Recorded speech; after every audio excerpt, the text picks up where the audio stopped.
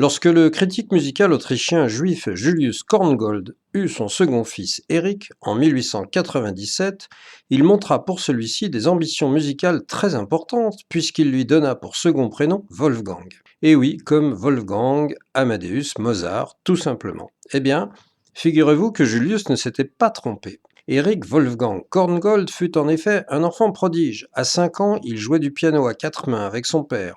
À 7 ans, il commençait à composer.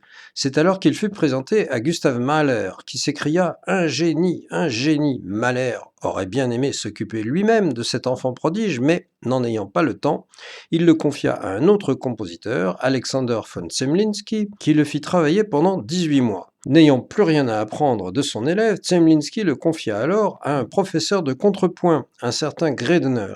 Quelque temps après, Zemlinsky écrivit à Korngold: Cher Eric, vous travaillez avec Gredner, j'espère qu'il fait des progrès. Puccini a quant à lui déclaré: il a tellement de talent qu'il pourrait facilement nous en donner la moitié et il lui en resterait encore assez. Korngold composa beaucoup pour le ballet et pour l'opéra, avec notamment en 1920 La Ville morte, qui reste son œuvre la plus souvent jouée.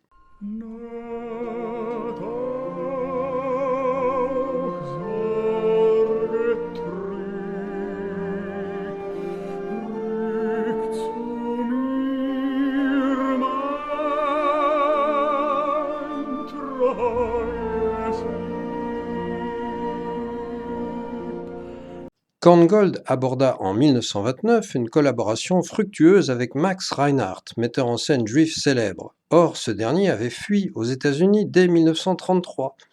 Devant la montée du nazisme, Reinhardt proposa en 1934 à Korngold de le rejoindre et ce dernier se décida en 1936.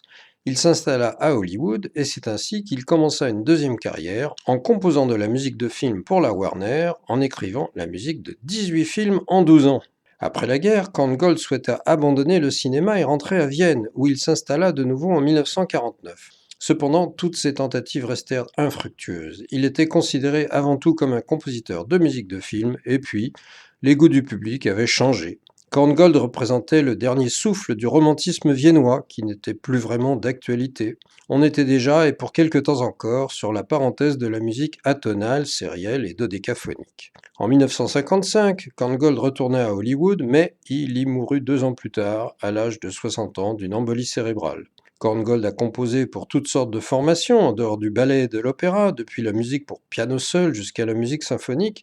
Il est aussi l'auteur de quelques œuvres de musique liturgique, dont un psaume de Pessah, créé en 1941 à Los Angeles, sur un livret en anglais tiré de la Haggadah. Korngold a également écrit une prière sur un texte en anglais, mais commençant par Adonai Eloheinu.